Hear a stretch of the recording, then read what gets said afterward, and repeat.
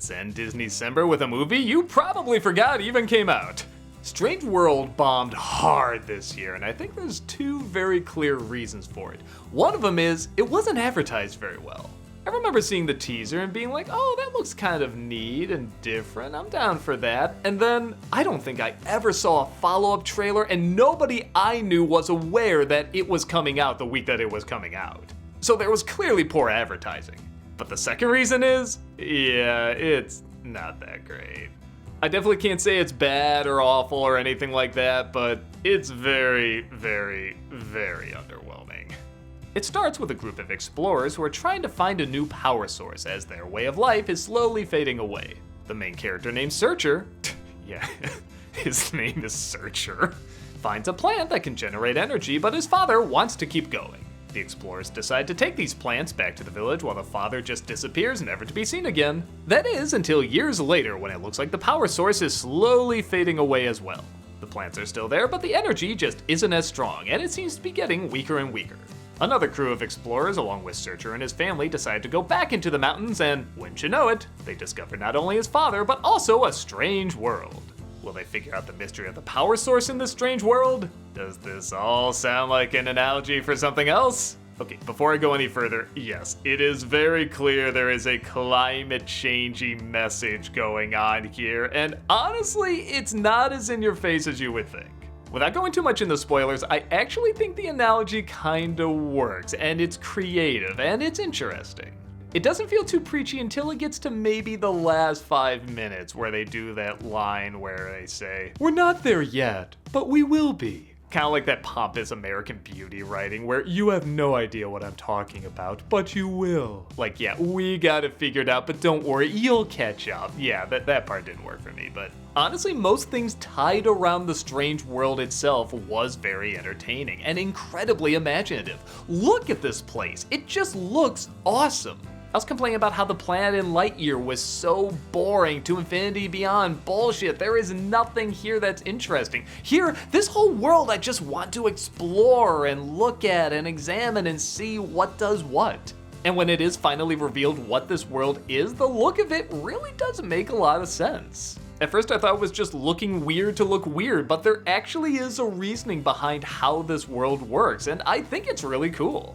But everything else is very by the numbers. These are the most boring, forgettable characters I've seen in a while. And don't get me wrong, they're not annoying. I wasn't hating them, but they never got a laugh out of me. I never found them interesting, and though I couldn't predict what they were going to talk about, as soon as they started a sentence, I could tell you how it was gonna end. I was practically saying the lines with them as they were wrapping up what they were discovering at that point.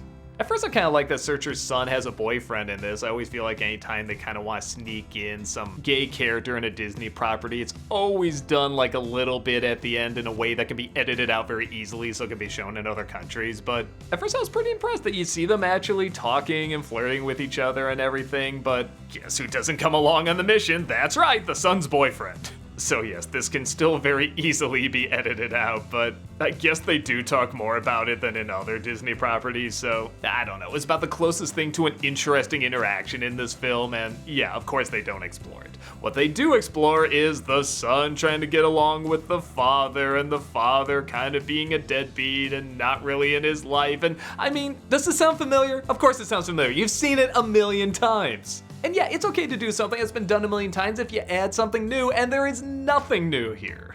I barely remember these characters' personalities or designs or even names. But I do remember the world, so there's that. It is called Strange World, and it did give me a strange world, so I guess I can't be too angry. Honestly, I wasn't even angry watching it, I was just bored. I was so bored that I was stuck with these people.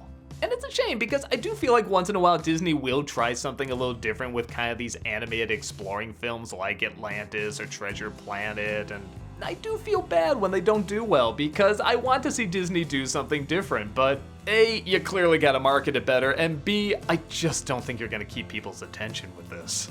Or at the very least, it didn't keep my attention. I don't know, maybe years down the line people will look back and this will be kind of like a little underground masterpiece and people will say they like that it did something different and it was more sci-fi-ish. But sadly for me, it didn't win me over.